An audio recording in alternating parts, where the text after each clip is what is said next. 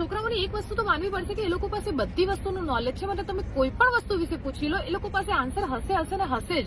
ये तो latest news है। તમે કાર વિશે પૂછી લો, પૈસા કઈ રીતે કમાવા, ધંધો કઈ રીતે કરવું, બધું એમને ખબર હશે.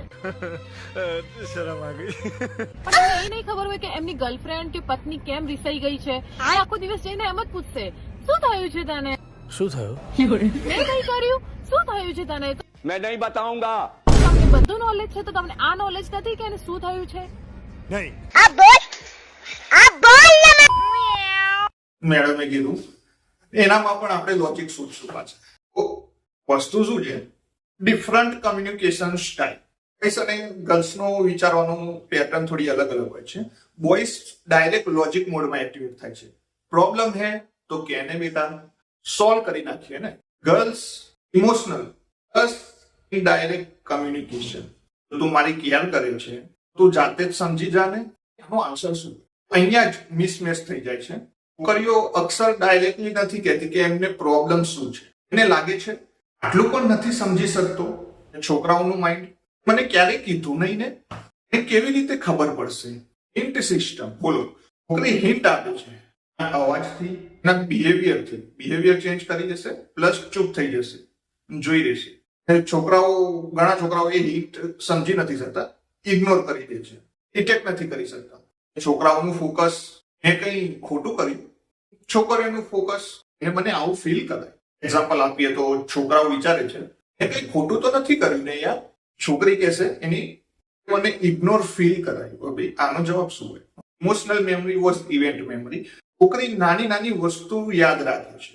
પહેલી ટાઈમ તમે મળ્યા હતા એ વખતે તમે શું કપડા પહેર્યા હતા, શું કયું શૂઝ હતા, આવર આપી હતું, ચોકલેટ આપી હતી, કઈ ચોકલેટ હતી, એ પણ ટોન, તમે વાત કઈ રીતે કરી હતી, તમારો ટોન કઈ રીતે કેવો હતો, ટાઈમિંગ, તમારું બિહેવિયર.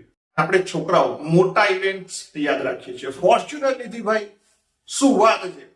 બાકી વચ્ચે ભાઈબંધ ના મગજમારીઓ થઈ ગઈ, બધું અરે હટાવો ભાઈ. અમારે તો ફૂલ હાઈ સક્સેસ, હાઈ ટેસ્ટોસ્ટેરોન ને આપણે યાદ રાખીએ છીએ. કારણે છોકરો કહેશે બધું નોર્મલ તો છે યાર. છોકરી કહેશે ના, એ 3 દિવસથી ચેન્જ છો. Testing behaviour. ક્યારેક છોકરી ઇન્ટેન્શનલી ચેક કરે છે જોવા માટે કે આ નોટિસ કરી શકે છે કે નહીં. જ્યારે છોકરો ફેલ થઈ જાય છે, તો સિમ્પલ વસ્તુ છે, છોકરી નારાજ થઈ જશે. એ બધું તમારે સમજવાનું છે, એની બોલે સમજવાનું છે હિન્ટથી. આપણે કેવું છે, આપણે એ કંઈક બોલે એ શબ્દ સાંભળીએ એના ઉપર બી એક્શન. ગર્લ્સ છોકરી એક્સપ્રેસ થ્રુ બિહેવિયર. થોડું ઓછું બોલશે પણ બિહેવિયરના થ્રુ હિન્ટ આપશે, એક્સપ્રેસ. અરે સમજો કેમ ખબર નથી પડતી. સ્માર્ટ સોલ્યુશન શું છે તમારા માટે, જો સમજવું હોય તો ભાઈ તો ગેસ કરવાની જગ્યાએ તમારે કામલી પૂછવું પડશે. આજે તારી સાથે કંઈક મૂડ ઓફ છે, મને ડિફેન્સિવ નહીં થઈ જવાનું. છોકરી ઉકળે એટલે ઓબ્ઝર્વ કરતા શીખો. છોકરીનો ટોન, રિપ્લાય ને એની એનર્જી ચેક કરો.